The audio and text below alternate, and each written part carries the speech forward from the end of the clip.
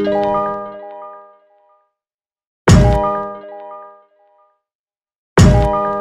drôle, on croit. Bonjour, bienvenue sur un tout nouvel épisode de Backstage Podcast. Je suis Grégory Prud'homme et comme d'habitude, j'aime vous présenter des entrepreneurs que je rencontre en Asie. Aujourd'hui, je vous présente Margot l'ermite. Margot est arrivée en Chine depuis bien des années avec sa famille. Elle va nous raconter un petit peu ce qui l'a amené et puis tous les développements qu'il y a pu y avoir par la suite. Et surtout, elle va nous expliquer comment elle est arrivée en agence, puisqu'elle est dans l'architecture et le design en général. Elle a travaillé sur énormément de projets, que ce soit très retail, centres commerciaux, magasins, mais aussi des spas, des hôtels et tout un tas de projets différents. Puis elle a décidé par la suite, après un bon passage en agence, on va dire avec une approche un peu plus corporate, elle a décidé de se mettre à son compte avec une partenaire à elle pour avoir une approche beaucoup plus légère, beaucoup plus agile, qui peut-être était en avance un peu à l'époque. Aujourd'hui, c'est quelque chose qui semble assez courant. Et vous allez voir comment elle a réussi à finalement garder des niveaux de projet très intéressants, bien qu'elle n'était plus forcément en agence. Et ceci peut donner des idées à beaucoup de monde. Par ailleurs, on va aussi parler de son départ, de pourquoi elle a décidé de quitter la Chine après tant d'années, après avoir monté tant d'expérience. Et puis finalement, on va aussi parler de ce qui l'attend quand elle va rentrer en France à Paris. Et on va voir comment elle a prévu tout ça. On parle aussi du côté entrepreneurial, de comment elle se débrouille au jour le jour, comment elle a géré son apprentissage. Et j'espère que vous allez pouvoir tous en tirer quelque chose. Si vous aimez cet épisode, comme d'habitude, n'hésitez pas à nous le dire, laissez-nous des petits commentaires, des likes, envoyez-nous vos feedbacks, c'est ce qui va nous aider aussi à progresser. Et puis, moi, je vous retrouve à la fin de cet épisode pour un petit mot. En attendant, je vous laisse avec Margot l'ermite.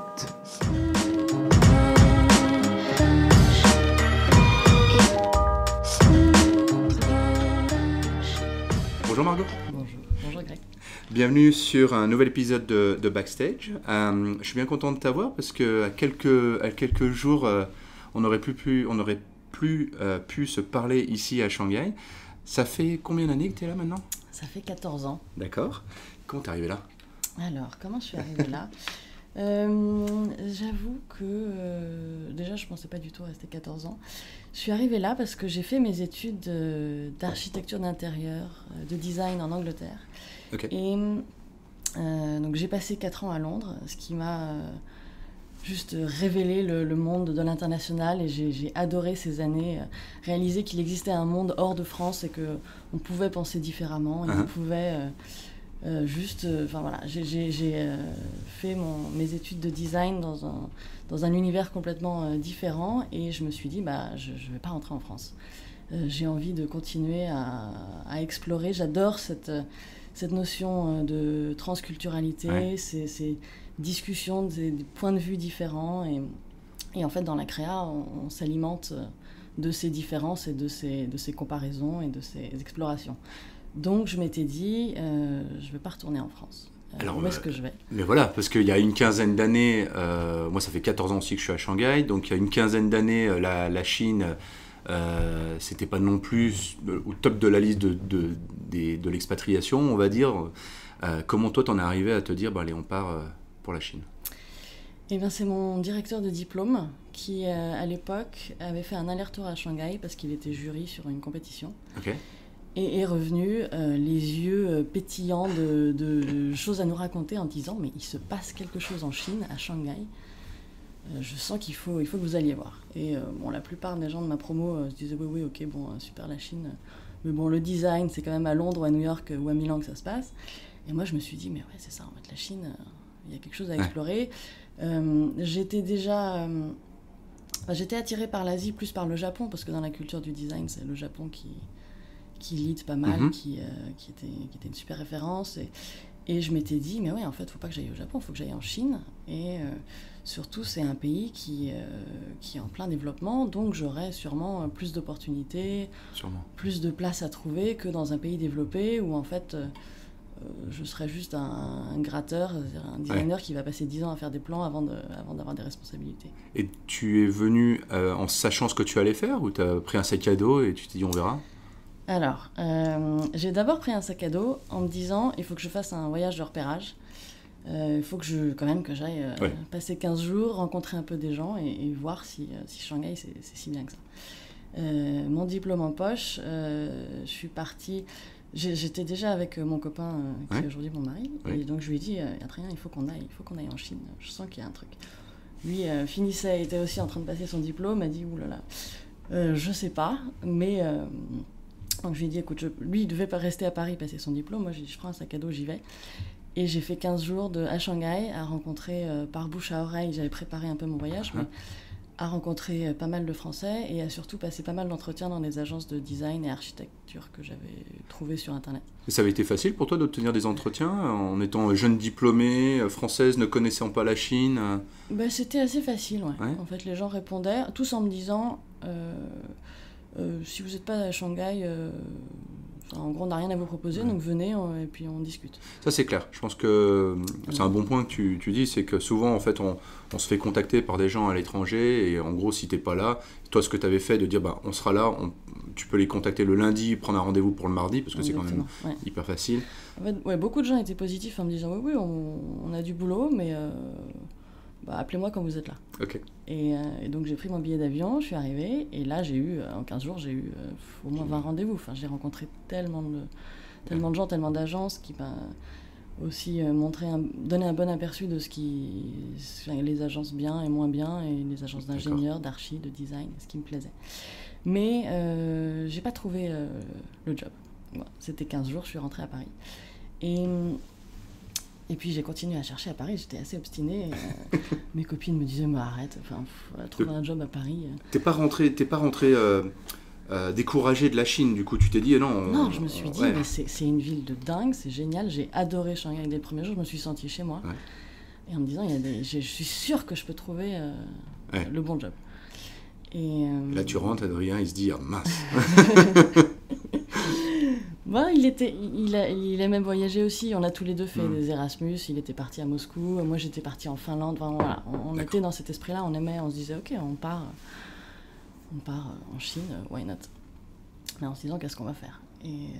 Et en fait, un peu par hasard, dans les mois qui ont suivi, j'ai rencontré une agence d'architecture qui s'appelle Nasso, qui avait envie d'ouvrir un bureau en Chine. C'était un peu dans les projets. C'est une toute petite agence à Paris, il y avait 15 personnes, mais avec un fondateur qui est franco-argentin, hyper charismatique, et qui s'était dit, la Chine, allons-y, quoi, ça me tente. Il y avait plein d'énergie, et j'ai eu un entretien chez eux, et ça s'est fait très très vite. Il m'a dit, OK, bon, écoute, tu démarres chez nous, on a une compétition pour un projet en Chine, si on gagne la compète, tu pars en Chine et tu ouvres le bureau. Génial, pas de challenge du tout là. Non. Et en plus, il fallait que ce soit toi qui travailles sur le projet pour la Chine, ou c'était le cabinet, l'agence avec l'agence, l'équipe à Paris. Ouais. Donc vous avez gagné. On a gagné. C'était un projet pour Pernod Ricard, et c'était une compétition lancée par Pernod Ricard Londres. Donc on présentait en anglais, et à Paris personne ne parlait anglais, donc c'est moi qui ai présenté le dossier. Donc j'étais junior chez eux, mais j'étais très vite très impliquée sur ce projet pour présenter le dossier, parce que même le fondateur Marcelo ne maîtrisait pas trop l'anglais, donc préférait que ce soit moi qui présente. Super opportunité. Voilà, donc belle opportunité, et donc c'était bien d'avoir appris à parler anglais. Ça m'a propulsé. Et donc on a gagné le projet, on a fait 5 ou 6 allers-retours sur Shanghai pour lancer ce projet-là, et ensuite je suis venue m'installer. D'accord. L'installation a été compliquée, ça a été... Parce que donc du coup tu es venu t'installer, derrière il a fallu monter l'agence ici, donc là on rentre dans toutes les problématiques d'enregistrement de société, etc. Donc ça, tu t'es occupé de tout ça, toi? Alors je me suis occupée de tout ça, mais j'étais pas seule, parce que Nasso le fondateur Marcelo avait trouvé des gens avec qui s'associer ici, qui étaient déjà bien implantés à Shanghai, qui avaient déjà une structure, donc qui nous ont permis de facturés par eux la première année, et nous avoir le temps de monter on était hébergés chez eux dans leur bureau, et le temps de monter la Wi-Fi. Oui, donc tu es arrivé déjà avec une sorte de cocon en fait, qui a pu quand même bien t'aider et te permettre de rentrer sur le marché. Ouais. Et les projets sur lesquels vous avez travaillé à ce moment-là, ils venaient d'où alors? C'était des projets que vous trouviez en Chine via des partenaires, ou ça venait d'Europe? Et alors justement, cet associé que Nasso a trouvé, c'est de l'agence Émotion à l'époque. Et donc, la première année, on a travaillé exclusivement pour eux sur l'événementiel. On faisait Vous avez choisi les bons partenaires, tout de suite. Bon, ça, je ne suis pas responsable du choix. Moi, j'étais toute petite employée au début pour monter le bureau. Mais oui, on a travaillé, on a dessiné des événements pour eux la première année. Le temps de nous monter la structure, monter l'équipe, nous roder. Et ensuite, on a assez vite embrayé sur de l'archi d'intérieur, en retail d'abord, des concepts de boutique.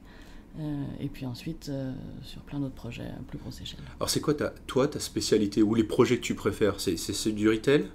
J'ai pas de spécialité et je ne veux pas en avoir. Ce que j'aime, c'est réfléchir à une expérience autour d'un consommateur, d'un client, de l'humain en fait. Quand on crée des espaces en archi d'intérieur, ce que je fais, c'est des projets commerciaux, donc c'est pour des marques et donc dans des espaces de vie qui ne sont pas résidentiels, pas privés. Et donc on raconte une histoire autour d'une marque. Et le lieu définit la marque. Et donc pour moi, ça n'a pas besoin d'être spécialisé. Donc je fais du retail, comme de l'hôtellerie, comme des restaurants, comme des bars, des spas, du bureau. Ça n'a pas de limite, parce que finalement c'est de l'aménagement d'espace et on définit un univers avec des codes, des matériaux, une ambiance. D'accord. Comment, du coup, quand tes clients, on va dire, les comptes viennent te voir, toi, je trouve que de plus en plus, j'ai été confronté à plusieurs de tes projets ces derniers temps, et il y a une petite signature, tu as une petite patte, et est-ce qu'aujourd'hui, tu penses que ça fait vraiment la différence? En fait, les gens viennent chercher ça, et c'est ce qui va faire que tu vas avoir cette signature-là.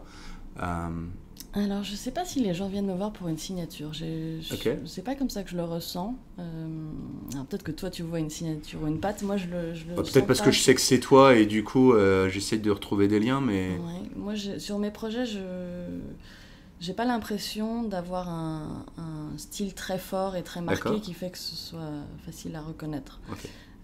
Et je préfère être caméléon. Parce que quand on travaille pour les marques, on rentre dans l'univers de la marque et on s'adapte.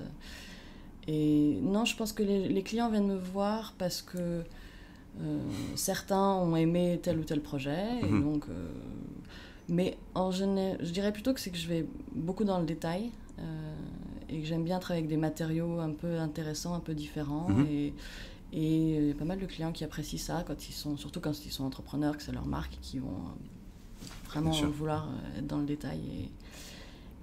Et certains autres clients qui sont peut-être des plus gros groupes, ce qu'ils vont rechercher chez moi et chez nous, avec mon agence et les équipes avec lesquelles j'ai travaillé, c'est aussi de la partie storytelling et pouvoir raconter une histoire dans l'espace et travailler beaucoup sur les volumes et les circulations, parce que souvent les agences de design ici qui sont... il y en a plein qui font des super projets, mais qui sont beaucoup sur l'image, avec des beaux rendus, ça rend bien en photo. Mais au niveau de gestion de l'espace, des circulations, ça ne marche pas toujours. Et moi, j'ai été vraiment formée, déjà en Angleterre, mais beaucoup chez Nassau, parce que c'était la force de Nassau, à gérer les flux, gérer les volumes et vraiment réfléchir au parcours client de comment j'aménage mon espace pour qu'il soit opérationnel et fonctionnel. Autant pour le client que pour le staff. Alors comme tu l'as bien dit, en fait, c'est un vrai travail d'équipe. Un projet, j'ai aucune idée, un projet, c'est combien de personnes qui travaillent dessus? Sur des projets de taille moyenne, type retail, restaurant, c'est 3-4 personnes. D'accord, quand même. Et sur des hôtels, c'est 10-15 personnes. Ouais. Quand tu étais chez Nassau, vous avez... déjà, en tout, tu es resté combien d'années chez Nassau? 10 ans. Ok. Donc là, tu as touché à peu près à tous les domaines dont tu parlais à l'instant, j'imagine, et certainement aussi toutes les tailles de projets. Est-ce que tu te rappelles d'un premier projet en Chine qui, pour toi, a été... tu n'aurais peut-être pas pu avoir en Europe, et d'un coup, c'est arrivé sur votre bureau, et vous vous êtes dit, bon, allez, on va partir là-dessus. Il y en a eu plein, en fait. Pour moi, toutes les années ont été des années de challenge et de se surpasser et se réinventer, parce que c'est pour ça que je suis restée autant d'années en Chine. C'est quand il n'y a pas de répétition, on ne s'endort pas sur une tâche, on se réinvente tout le temps. La première année, on a fait de l'événementiel. Ensuite, on a fait du retail. On faisait des petites boutiques. Ensuite, on s'est mis à faire des hôtels. Là, pour moi, je dirais que la grosse étape charnière, c'est quand on a gagné un Novotel à Hong Kong. Sachant que j'avais jamais travaillé sur un hôtel. Nassau, à Paris, avait un petit peu d'expérience, mais pas vraiment. À Shanghai, toute l'équipe personne n'avait fait d'hôtellerie. Et on s'est vendu sur le projet et en compétition, et on a eu le projet. Et j'en revenais pas. Et ça s'est fini, en fait, le client était à Hong Kong, et c'était pour le groupe Jones Lang LaSalle qui investissait. Donc on était face à des Anglais et des banquiers, des investisseurs. Et on s'est vendu en tant qu'agence en conférence call. Et après, ils nous ont dit « Ok, c'est bon, vous avez le projet. » Et là, je me suis dit « Oh, je suis dans la merde. Comment on va faire ?» Ça arrive vraiment souvent, en fait, finalement, pour le côté entrepreneur. C'est oui, tu vas réussir à bien le vendre, et puis là, maintenant, il faut le faire. Ça s'est bien passé ? Ça met combien de temps à travailler sur un hôtel comme le Novotel à Hong Kong ? Alors, ce projet-là était assez exceptionnel parce que les délais étaient très, très courts. Donc, c'était double challenge. Ah oui. Normalement, un hôtel, c'est 1 an. De rénovation en archi d'intérieur. C'est à peu près 6 mois d'études et ensuite 6 mois de chantier. Et là, ils nous ont demandé de tout faire en 6 mois. Ah d'accord. C'était une rénovation, 16 000 m², 400 chambres. Et il fallait, en gros, on a gagné le projet, je crois que c'était début juillet ou fin juin. Et il fallait présenter tout le concept 3 semaines plus tard de l'ensemble de l'hôtel, donc tous les espaces communs. Les restaurants, les réceptions, les salles de réunion, spa et autres, et les chambres. Et ensuite, directement développer tous les plans techniques pour lancer le chantier, je crois que c'était en septembre ou en octobre. D'accord. Et réouvrir en gros en janvier. Et on l'a fait, et je ne sais pas comment on l'a fait. Bon, ça a été aussi les 6 pires mois de mon expérience en Chine, parce que tous les vendredis, on allait à Hong Kong pour présenter l'avancée du projet. Et voilà, et c'était... il fallait tenir bon, parce qu'on avait une équipe qu'on a montée, on a réintégré des personnes pour renforcer l'équipe, pour pouvoir livrer le projet. Mais on a appris sur le tas à dessiner un hôtel en le faisant. Donc c'était chaud. Ça vous a amené d'autres projets hôteliers ou pas forcément? Ouais, bien sûr. Bien sûr, oui, parce que Accor se développait beaucoup en Chine. Et donc on a... Après ce Novotel Hong Kong, on a amorcé un gros travail sur les ibis, en créant tout un concept pour le marché chinois. D'accord. Qu'on a développé ensuite. On a créé un concept, guidebook, et on a développé sur une 40aine d'ibis sur la Chine. Super. Donc pendant 3-4 ans, on avait une équipe dédiée à ça, et quelques autres Novotels qu'on a fait par-ci par-là en plus. Qu'est-ce qui a été pour toi peut-être un projet qui justement qui sortait vraiment de l'ordinaire, de tout ce que tu avais pu faire, un peu un ovni, une anomalie dans ton portfolio? Bonne question. Parce que ici, tu as affaire des fois à des gens qui ont peut-être des lubies dans le retail, par exemple, ou sur des projets immobiliers. Parce que toi, tu as toujours fait du retail, tu n'as jamais fait du design d'intérieur particulier, on est d'accord? Résidentiel, non. Un projet surprenant, atypique. Je dirais l'expo universelle. On a fait un pavillon, on a fait le pavillon de Monaco. D'accord. Et l'expo universelle arrivant en 2010, c'est encore ce qui m'a fait tenir en Chine, où je me suis dit, on ne peut pas partir. Il y avait les JO de Pékin 2008. On n'a pas eu forcément beaucoup de projets liés à ça, mais 2010, je me disais, évidemment, je suis designer, il faut que je reste à Shanghai, il y a des choses à faire. Et il y a eu pas mal de compétitions pour des pavillons, et on s'était dit, bon, on va se le tenter, il y a peu de chances qu'on gagne, mais on va se le tenter. Et on a gagné le pavillon de Monaco. Génial.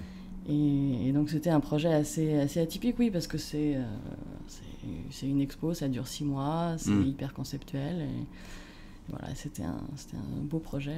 Génial. Quand tu disais que tu as fait 10 ans chez Nassau, si on ajoute tout ça, on n'est pas encore à 14 ans. Qu'est-ce que tu as fait alors après? Et qu'est-ce qui s'est passé au bout de 10 ans alors?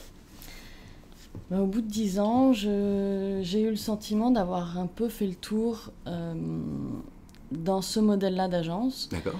Sachant que on avait une grosse équipe, on a eu jusqu'à 30 personnes, avec un fondateur qui lui était à Paris, venait régulièrement en Chine, avec des associés basés en Chine, mais pas impliqués sur l'opérationnel et sur les projets. Okay. Je co-dirigeais avec un architecte taïwanais.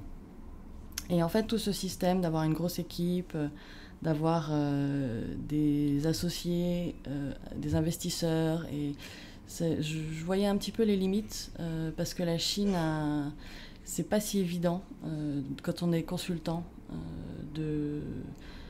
Il y a plein d'embûches, entre autres au niveau du cash flow, d'arriver à se faire payer. Et ça a commencé à me peser un peu. Et j'avais envie d'essayer un autre modèle. De me sentir un peu plus légère et agile dans ma façon de faire mon travail, de retrouver, de me plonger plus dans le design, ce que j'avais un peu perdu après avoir eu une grosse équipe où je faisais beaucoup de management, gestion d'équipe, gestion de clients, j'arrivais à se faire payer. Donc c'était beaucoup de paperasse et moins de design. J'avais envie de revenir vers le design. Et je me disais que voilà, c'était un moment charnière, il fallait que je change quelque chose. Cette partie de management et autres, c'est quelque chose aussi où tu n'as pas forcément été formé à ça. Enfin, tu vois, c'est presque un métier à part, on est d'accord. Là, tu te retrouves à devoir gérer les problématiques de facturation, potentiellement une personne en charge des RH, en charge de la comptabilité, etc. Ça change complètement de situation. J'ai tout appris sur le tas. Donc, c'est pour ça que les premières années, on a fait des erreurs. On apprend plus vite, mais... Sinon, c'est pas marrant non plus. Voilà. mais oui, j'ai appris sur le tas. Enfin, ça m'a passionné. Le management, c'est pas facile, mais c'est passionnant. J'ai lu beaucoup de livres là-dessus pour essayer d'avoir un peu de théorie derrière en parallèle et d'avoir des astuces pour mener l'équipe là où je voulais, quand j'avais des problèmes RH ou autres. Donc, on reviendra là-dessus un peu après, mais justement, quand tu as quitté cette agence, du coup, tu savais ce que tu allais faire ? Alors, tu avais une idée claire de ce que tu voulais ? Je savais que je voulais être libre, faire du design, vraiment, refaire plus de créa, et je voulais rester à Shanghai. D'accord. Pour moi, je sentais que c'était trop tôt pour rentrer en France ou partir ailleurs. J'avais encore des choses à faire en Chine. J'adore ce pays, j'adore Shanghai, j'adore cette culture, ces gens, et je trouve qu'il y a c'est des gens qui sont... Enfin, j'adore travailler sur ce marché parce que les consommateurs sont tellement ouverts et mes clients, mais les utilisateurs aussi, donc on peut vraiment s'amuser, on peut tenter des choses, on peut tenter plein de trucs, et voilà, la prise de risque est forte ici, donc c'est ça qui me plaît. Et donc j'avais un peu une idée de ce que je voulais faire, mais sans être trop précise. D'accord. Et je savais pas. J'ai mis un peu de temps à me lancer parce que je me voyais pas me lancer seule. J'aime pas travailler seule. Mais pour toi, c'était, t'allais pas repointer dans une autre agence. C'était, t'allais monter. J'ai réfléchi à ça. Si, j'ai réfléchi à ça.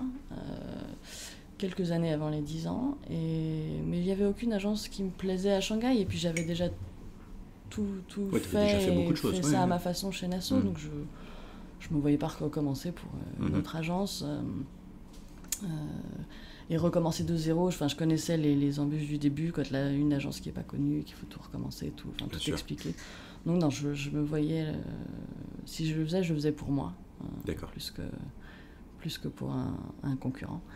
Et c'est juste qu'il fallait que je voulais trouver le bon modèle et les bonnes personnes avec qui le faire.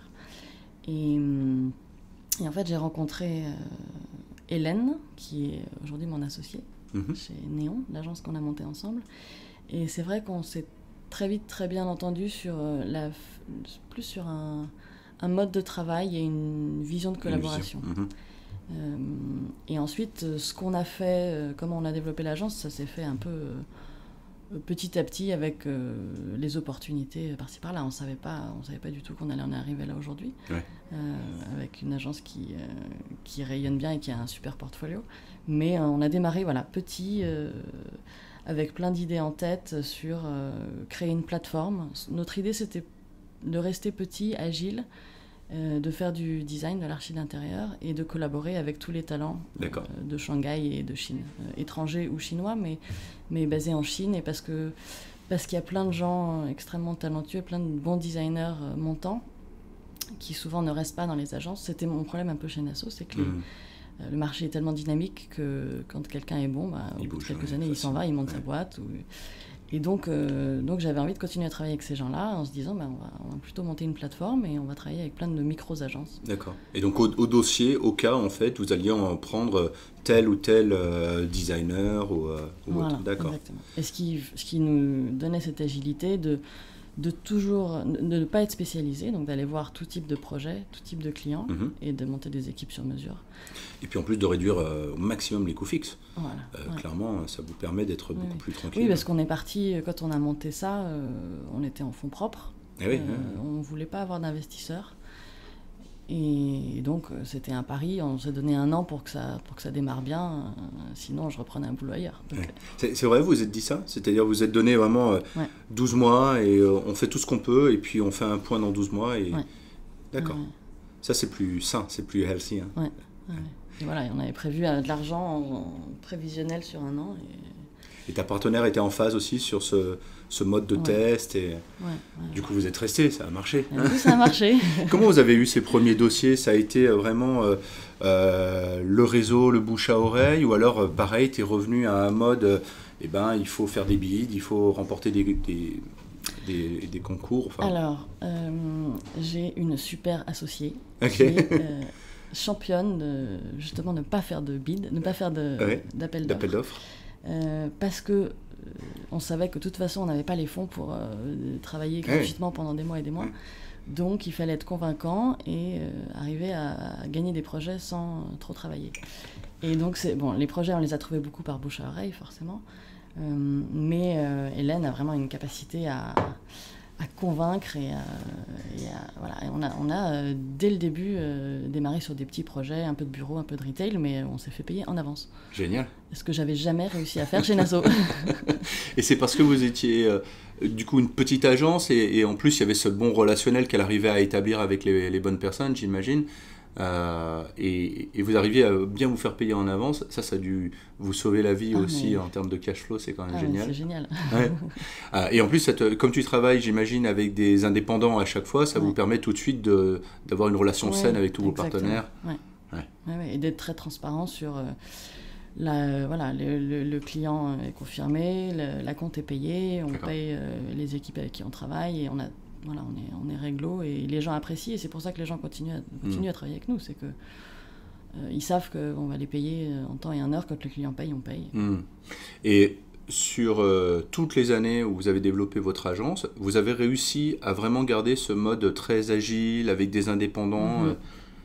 Vous n'avez pas succombé à aller on embauche. Non. Et pourtant, combien de personnes nous ont dit bon alors, ça y est, maintenant, vous grossissez, vous embauchez. Non, c'est pas la stratégie. On sait que le marché est très volatile aussi et qu'on peut avoir une très belle année et l'année suivante catastrophique. Je l'ai vécu chez Nasso.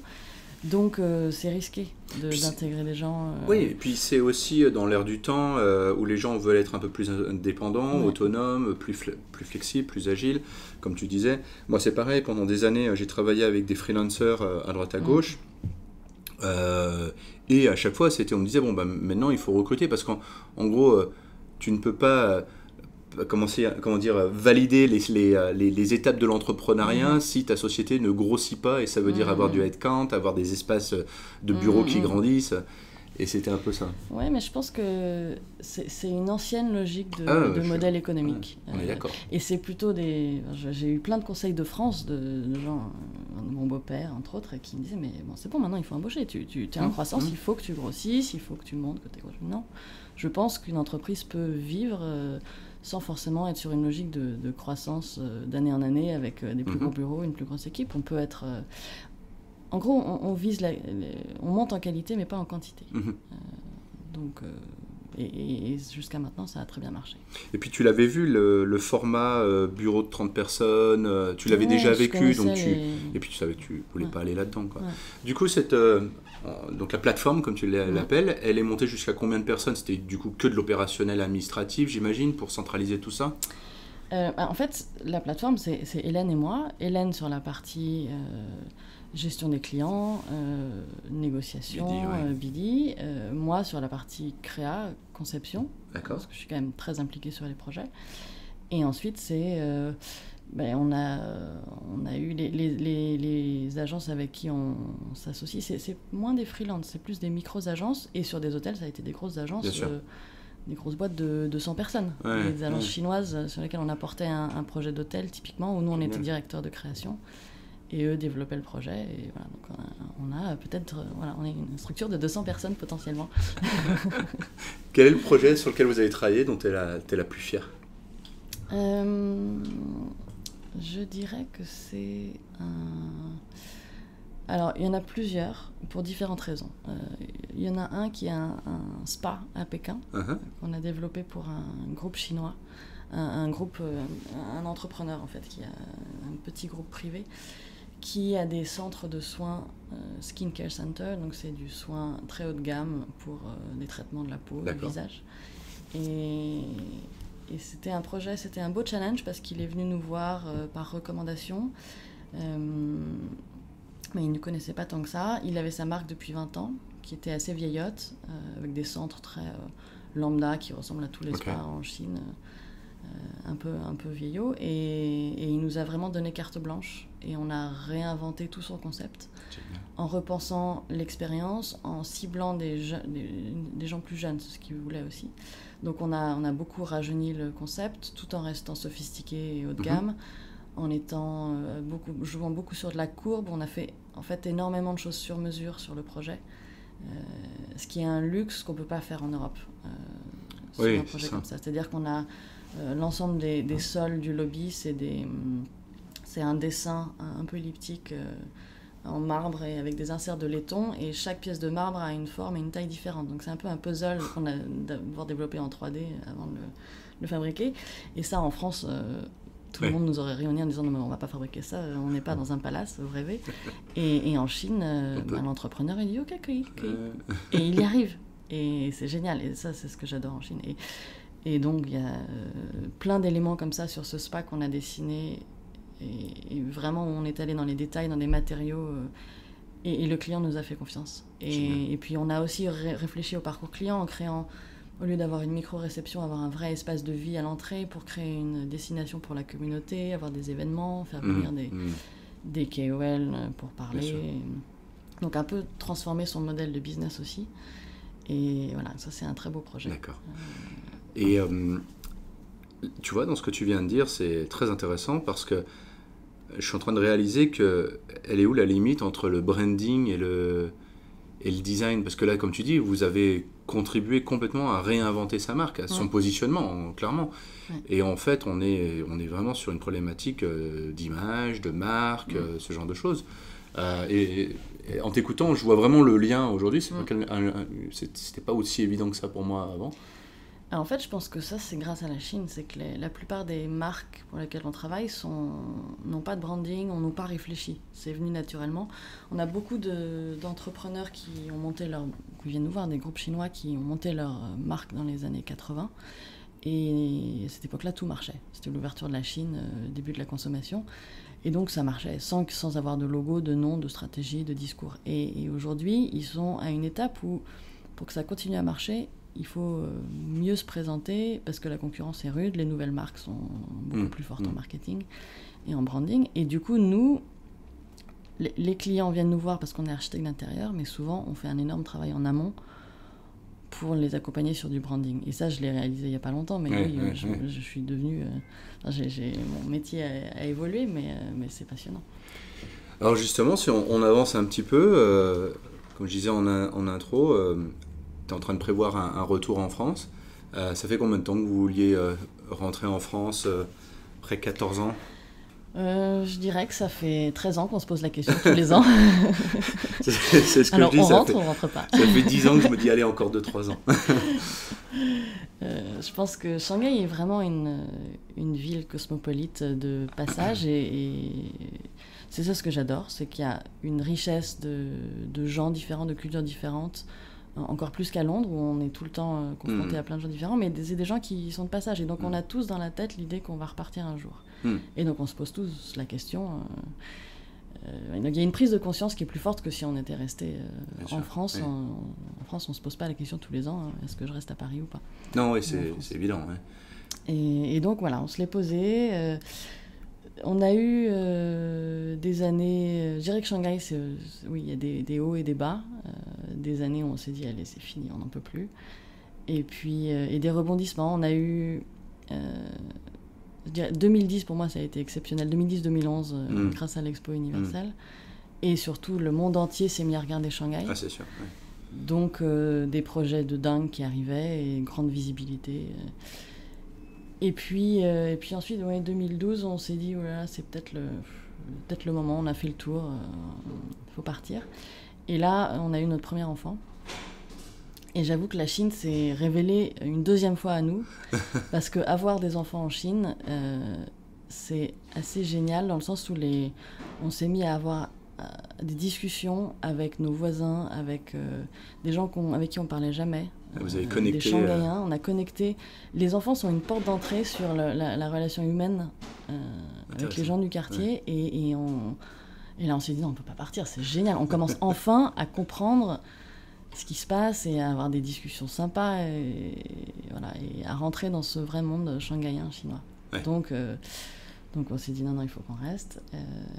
Et puis voilà, moi j'ai lancé mon agence en 2015, donc on s'est dit, voilà, il faut rester encore quelques années.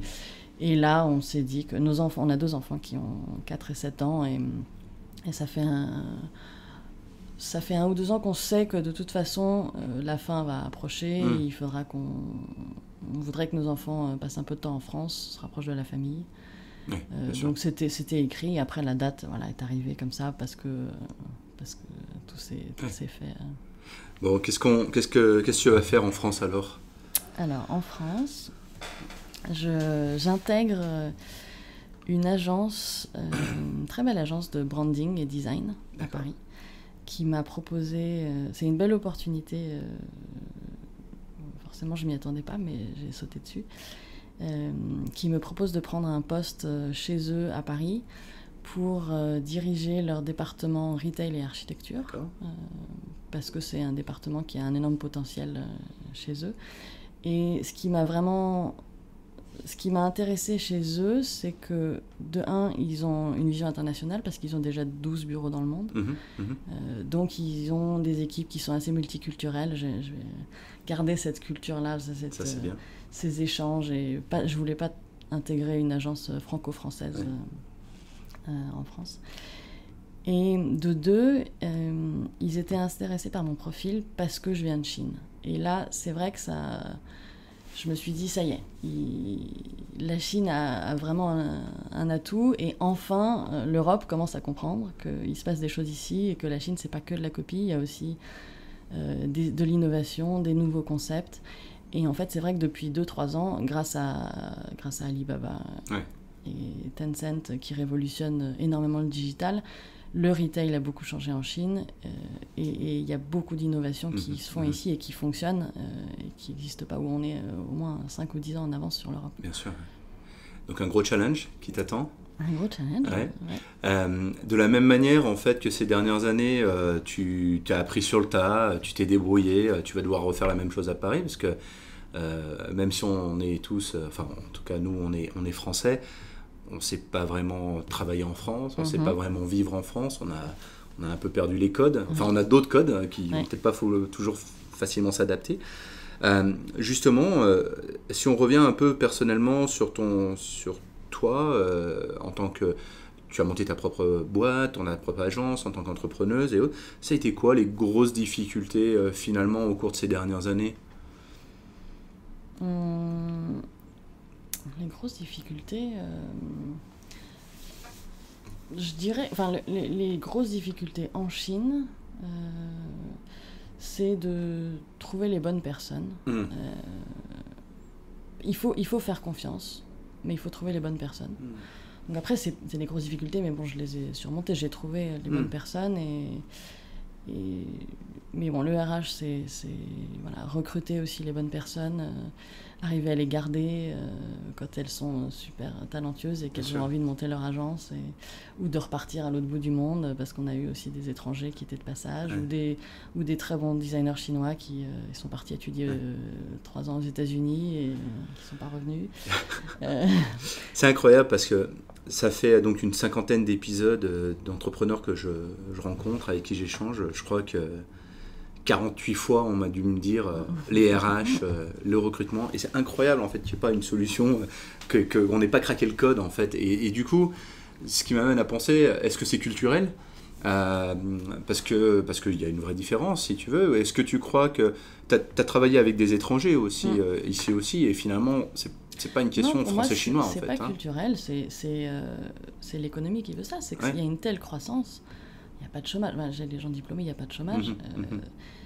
Et c'est plein d'opportunités. Enfin, moi, j'en ai profité aussi. J'ai sauté d'un projet à un autre, d'une asso à monter ma boîte, maintenant à réintégrer une autre. C'est juste tellement positif et tellement dynamique qu'il y a des opportunités partout et qu'il faut sauter dessus, évidemment. Et tout le monde fait ça. Qu'est-ce que tu crois là, tu vas rentrer en France. Qu'est-ce qui va être difficile ? Tu te dis, oula, ça, je sens que je vais peut-être avoir du mal, il va falloir que je m'accroche. On se dit déjà qu'on ne va pas rentrer en France, mais on va s'expatrier en France. On se prépare un peu psychologiquement. Alors, on essaye de trouver quelques bouquins sur l'adaptation culturelle, la transculturalité. On sait que c'est une partie qui est difficile. Hein. Le retour est généralement... Je pense qu'en Chine, on a appris à s'adapter, beaucoup. Donc, on saura s'adapter en France et observer, comprendre les codes et ne pas tout brusquer et balancer et s'énerver. Il faut rester patient. Et, ce que je vais trouver le plus difficile, je pense, c'est plutôt la vie au jour le jour. Ici, on a fait notre cocon, on fait tout à scooter, on paye tout par téléphone, on se fait livrer nos courses, je ne vais plus jamais au supermarché. Juste une facilité de vie au jour le jour, où tout est livré, tout est servi, tout est hyper efficient, que je pense qu'on n'aura pas en France. Il faudra aller à la poste, faire la queue, il faudra... voilà. Tu vas rencontrer du monde. D'accord. Et donc le retour est prévu dans quelques semaines. Tu attaques directement, tu as même déjà un peu commencé à travailler aujourd'hui sur le futur projet. Les enfants, ils ont compris ce qui va se passer ? Les enfants, on leur a expliqué. Ils ont une réaction hyper positive, hyper contents, parce qu'ils nous ont dit, c'est génial, on doit rentrer parce que tous nos amis sont rentrés. Et c'est vrai que... Ah oui. En fait, dans le cycle de Shanghai, la plupart de leurs amis sont des enfants mixtes ou d'expatriés, et tous les ans, ils perdent quelques amis, ils partent. Et donc, notre fille, depuis plusieurs années, déjà nous disait, et nous, quand est-ce qu'on rentre ? Donc, on leur a dit, ça y est, c'est fait, et ils sont hyper contents. Sur le coup, et maintenant, là que la date approche, on les sent assez nerveux. Ah oui, Mais bon, on a fait ça comme il fallait, on leur a montré où on allait habiter. On a trouvé des écoles et donc on a fait tout le trajet maison-école sur Google Maps, à pied, en marchant. On leur a trouvé le toboggan du quartier, on l'a montré sur Google Maps. Voilà, virtuellement, ils savent où ils vont, ils ont tout vu. Bon, ça va être super. Les gens qui aimeraient justement savoir un petit peu plus sur ce que tu as fait jusqu'à présent, ton portfolio, et puis ce que tu vas faire demain, on les renvoie vers quelle adresse ? Le plus simple, c'est LinkedIn. Donc je mettrai le lien dans l'article qui illustrera cet épisode. On te souhaite bon courage. Merci. Bon retour en France, bon démarrage sur cette nouvelle position, et puis félicitations pour tout ce que tu as fait jusqu'à présent. À très bientôt, Margot. À bientôt. Voilà, j'espère que ce tout nouvel épisode vous a plu. Dans tous les cas, laissez-nous des petits commentaires sur les réseaux sociaux, sur les plateformes de podcast. Dites-le aussi à notre invité. Margot Lermite sera ravie de pouvoir continuer cette conversation si vous avez des questions avec elle. En ce qui nous concerne, merci encore d'écouter Backstage Podcast. Les épisodes ont été un tout petit peu moins réguliers ces derniers temps du fait d'une activité un petit peu plus soutenue qui est due à la période. En tous les cas, moi je vous retrouve très prochainement avec de tout nouveaux épisodes de Backstage Podcast. À très bientôt.